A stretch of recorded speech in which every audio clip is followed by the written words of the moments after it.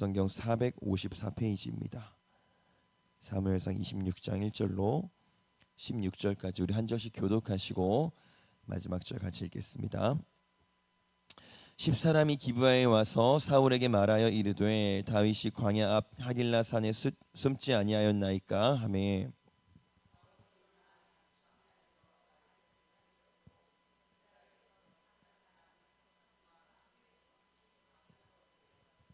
사울이 광야 앞 하길라산 길가에 진친이라. 다윗이 광야에 있더니 사울이 자기를 따라 광야로 들어옴을 알고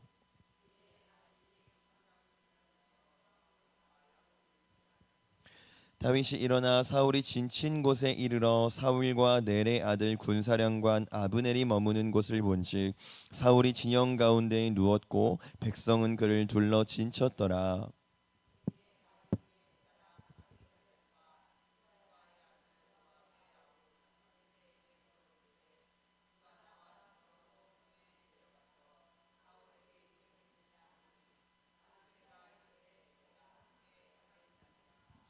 다윗과 아비새가 밤에 그 백성에게 나가서 본즉 사울이 진영 가운데 누워 자고 창은 머리 곁 땅에 꽂혀 있고 아브넬과 백성들은 그를 둘러 누웠는지라.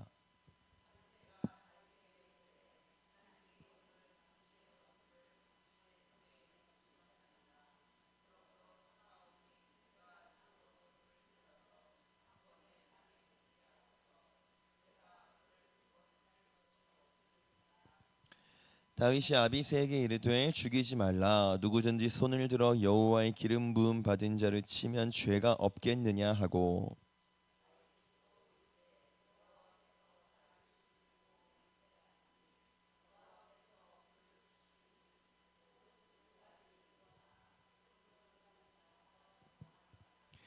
내가 손을 들어 여호와의 기름 부음 받은 자를 치는 것을 여호와께서 금하시나니 너는 그의 머리 곁에 있는 창과 물병만 가지고 가자 하고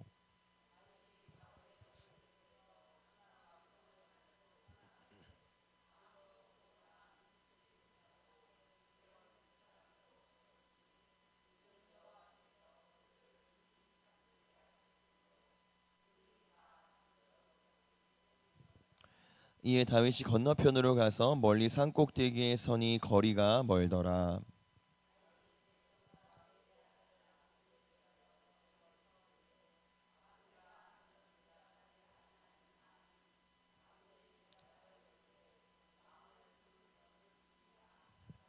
다윗이 아브넬에게 이르되 네가 용사가 아니냐 이스라엘 가운데서 너 같은 자가 누구냐 그러한데 네가 어찌하여 내 주 왕을 보호하지 아니하느냐 백성 가운데 한 사람이 내 주 왕을 죽이려고 들어갔었느니라.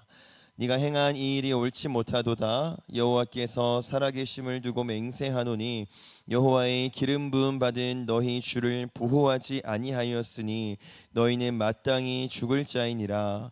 이제 왕의 창과 왕의 머리 곁에 있던 물병이 어디 있나 보라 하니. 아멘. 주께서 우리에게 허락하신 은혜로 말미암아 우리가 오늘도 주님을 바라보기 위해 또 주님을 만나기 위해 또 주의 위로를 소망하며 이 시간 나왔습니다.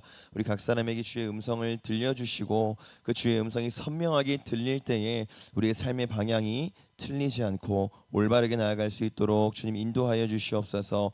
무엇보다 우리가 소망하기로는 주의 따뜻한 위로가 이 시간 있기를 원합니다. 우리가 이 땅을 살아가면서 결코 쉽지 않은데 그 쉽지 않은 삶을 살아갈 때에 주의 도우심을 느끼며 살아가는 우리 인생 되게 하여 주시옵소서. 그 전에 우리가 먼저 주께 드리기를 원합니다. 우리의 삶을 다 내어놓고 주님 내 삶을 받아주시옵소서라고 고백할 때에 그 고백을 듣고 주께서 우리의 삶을 책임지시고 인도하실 것을 믿사오니 그 믿음 가지고 우리가 먼저 우리 것을 다 주께 내어드릴 수 있도록 하나님 붙잡아 주시옵소서. 이 시간 말씀을 통하여서 또한 위로하여 주시고 말씀을 통하여서 또한 결단하게 하셔서 말씀대로만 우리가 살게 하여 주시옵소서. 예수님 이름으로 기도합니다. 아멘. 오늘 본문은요 사실 제가 한 주 전에 24장 말씀으로 말씀을 전하면서 한번 다뤘던 본문인데요. 24장을 보면 그때 이제 사울이 큰 볼일이 생겨서 급해서 동굴 안쪽에 들어가서 볼일을 보고 있었는데 이제 하필이면 그보다 더 안쪽에 다윗이 숨어 있는 상황이 있었죠. 그래서 사울을 죽일 수 있는 절호의 찬스를 다윗이 얻었었습니다. 이제 볼일을 보러 들어갔기 때문에 사울은 온전히 단신이었어요. 그러니까 무방비였죠. 그러니까 다윗이 온전히 죽일 수 있었는데 죽이지 않고 옷자락만 살짝 베어낸 다음에 내가 당신을 죽일 수도 있었습니다라고 다윗이 사울한테 말했었어요. 그때 이제 다윗이 사울을 죽이지 않았던 이유는 하나님의 사람을 내가 마음대로 죽일 수 없다라는 이유 때문이었죠. 그때 다윗의 배려를 받은 사울이 선포합니다. 다윗아, 내가 사실 다 알고 있다. 네가 결국에는 왕이 될 걸 내가 다 알고 있다라고 선포를 해요. 여러분, 그럼 이 말 뜻은요, 사울도 알고 있다는 겁니다. 뭘 알고 있냐면 하나님이 지금 뭘 원하시는지, 하나님의 뜻이 정확하게 뭔지를 사울도 아주 정확하게 알고 있다는 거예요. 그리고 이제 그렇게 말하고 나서 다윗을 쫓기를 멈추고 이제 돌아갑니다. 다시 안 쫓을 것처럼 돌아가요. 근데 오늘 본문이 다시 이제 이렇게 시작하는 겁니다. 우리 본문 2절 같이 보겠습니다. 시작. 사울이 일어나 십강야에서 다윗을 찾으려고 이스라엘에서 택한 사람 3,000명과 함께 십강야로 내려가서, 아멘. 사울이요 다시 다윗을 쫓습니다. 지난번에 이제 다윗을 쫓을 때에 3,000명이나 모았었어요. 근데 오늘 또 3,000명을 다시 모아서 다윗을 쫓아갑니다. 여러분, 이게 원래 그냥 뭐 있던 숫자가 아니고요. 지금 순수하게 순전하게 다윗 한 사람 잡겠다고 지금 사울이 모집한 숫자예요. 근데 제가 좀 전에 말씀드렸죠. 사울은 알고 있습니다. 뭘 알고 있냐면 하나님이 뭘 원하시는지를 정확하게 알고 있어요. 근데 그럼에도 불구하고 지금 3,000명이나 이끌고 다윗을 죽이려고 지금 찾아다니고 있는 건데, 이 말은요, 사울이 지금 최선을 다해서 하나님의 뜻을 따르지 않고 있다라는 말이 되는 거예요. 열심을 내고 정말 최선을 다해서 하나님의 뜻을 거부하고 있다는 겁니다. 사울이 참 나쁜 사람인 것 같죠. 어떻게 저렇게 하나님의 뜻을 알고 있으면서도 3,000명이나 끌고 올 수가 있냐. 어떻게 저렇게 어쩔 수 없는 것도 아니고 적극적으로 최선을 다해서 하나님의 뜻을 거역할 수가 있냐. 이제 이게 우리의 생각일 텐데, 근데 우리가 이렇게 한번 생각해 볼게요. 지금 사울이 다윗을 죽이려고 하는 건 옳은 일인가요? 아니면 옳지 않은 일인가요? 여러분, 이 질문에 대해서 생각을 많이 하셔야 되는 게요, 당연히 이제 옳지 않은 일이다라고 하기에는요, 아마 우리만 옳지 않은 일이라고 할 수도 있어요. 무슨 말이냐면 지금 사울은요 한 나라의 왕이잖아요. 왕의 입장에서 내 왕좌를 위협하는 존재는 당연히 제거해야 되는 게 순리적으로 봤을 때 맞는 일이라는 겁니다. 그럼 조선의 태조 이성계가요, 조선을 건국하고 나서 가장 먼저 했던 일 중에 하나가 뭔지 아세요? 왕실을 멸족하는 거였어요. 그들이 뭘 잘못해서 그렇게 한 게 아니고요.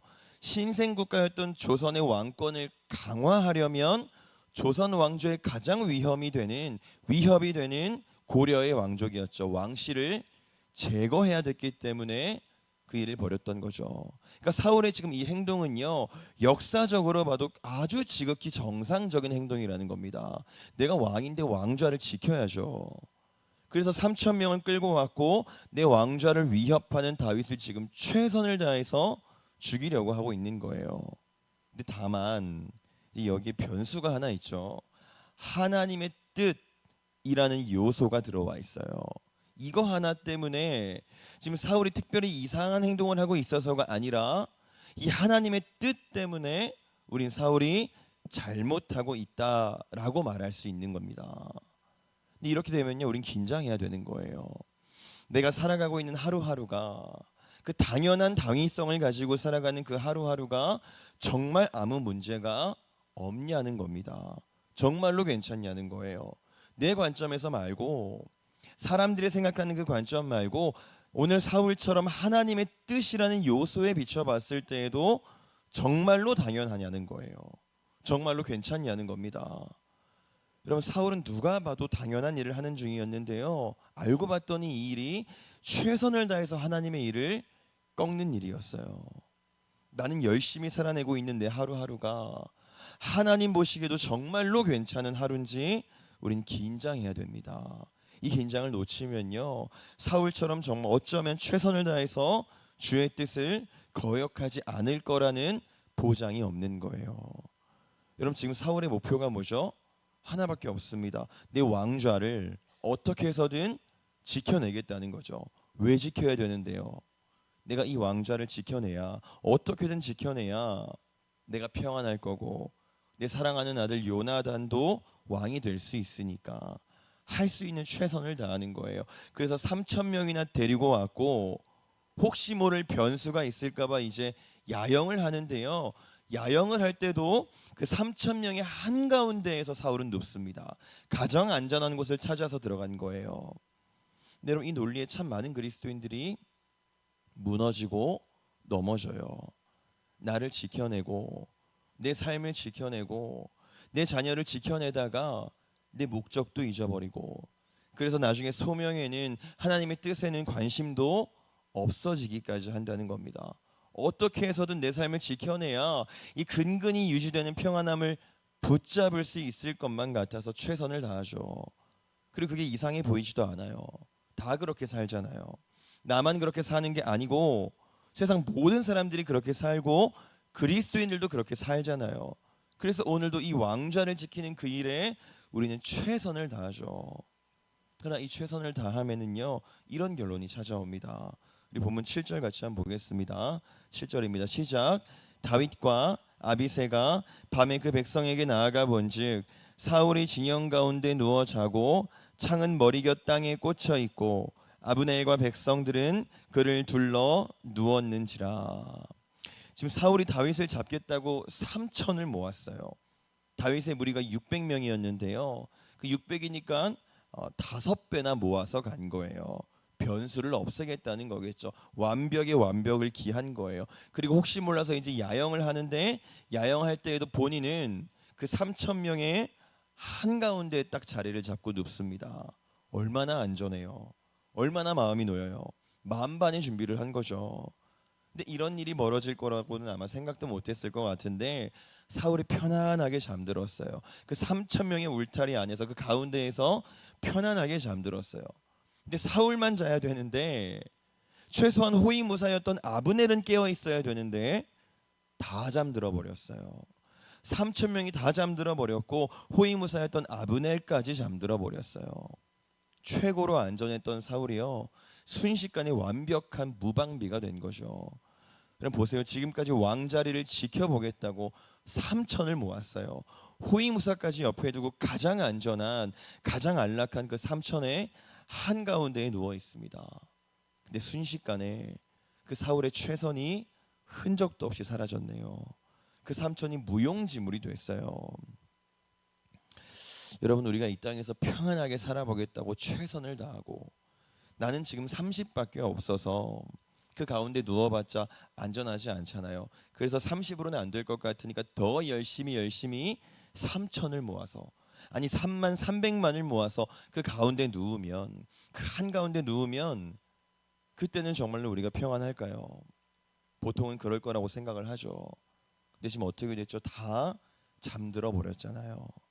하나님의 뜻을 알려고 하지도 않으면서 그렇게 최선을 다했는데, 소명은 다 잊어버리고 그렇게 최선을 다했는데, 그래서 열심히 모았는데 다 잠들어 버렸어요. 이제 다윗이 아비새라는 사람을 데리고 와서요, 둘이서 정탐을 나왔다가 높은 곳에서 이 광경을 봅니다. 다 잠들어 있는 그 광경을 봐요. 다 잠들어 있다는 말은 무슨 뜻이죠? 사울을 죽일 수 있는 또 한 번의 절호의 기회가 찾아온 거죠.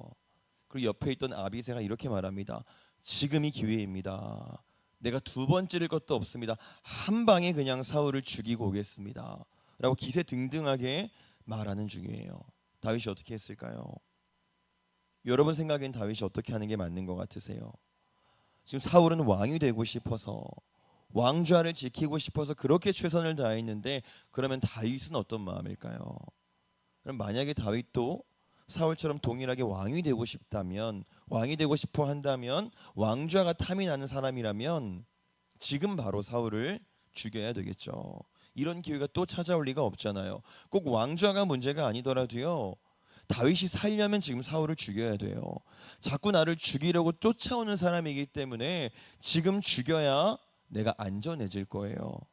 다윗이 어떻게 하는지 한번 보겠습니다. 12절입니다. 시작.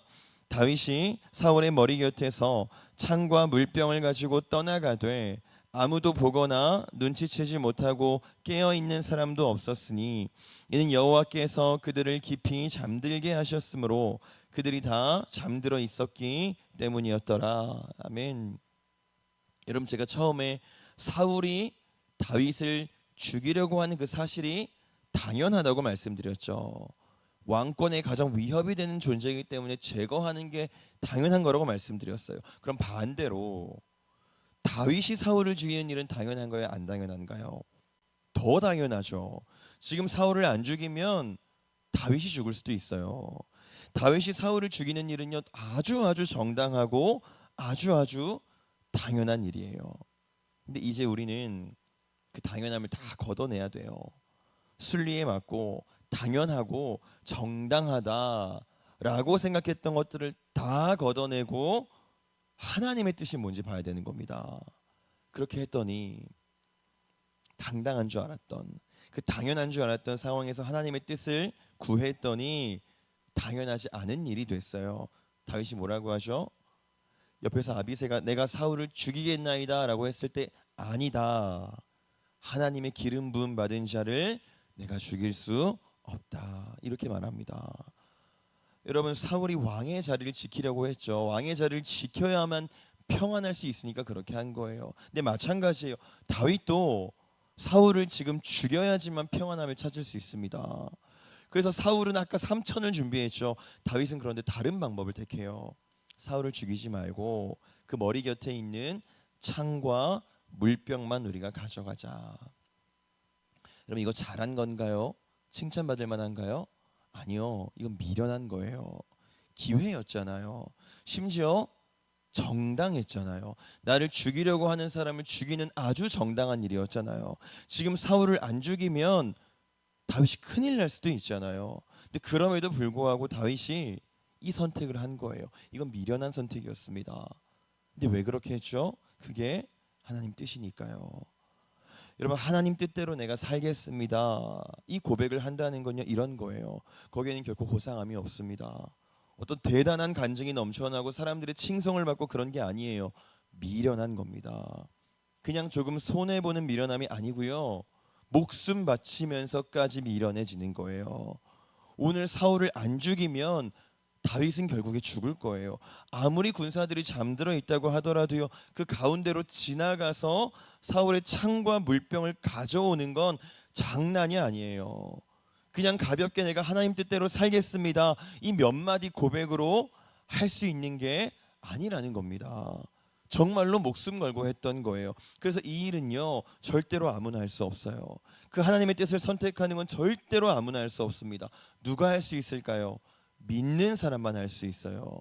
뭘 믿는 사람이냐면, 내가 열심히 모은 3천이 아니라, 내가 반드시 왕이 되는 그 사실이 아니라, 나를 정말 지켜내고 지켜내야 내가 산다, 그 이론이 아니라, 내가 3천에는 택도 없는 600이어도, 아니 단 둘이어도 내가 정말 하나님의 뜻만 쫓다가 그 미련을 선택을 하느라 비워내서 완전히 텅 비어버려도 그때에도 하나님이 나를 먹이실 거라고, 그때에도 하나님이 나를 살리실 거라고 확실한 믿음이 있는 사람이라야 되는 거라는 겁니다.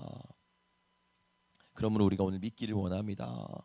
저와 여러분이 최선을 다해서 모은 3천은 오늘 사울이 보여줬죠. 순식간에 사라질 수 있어요.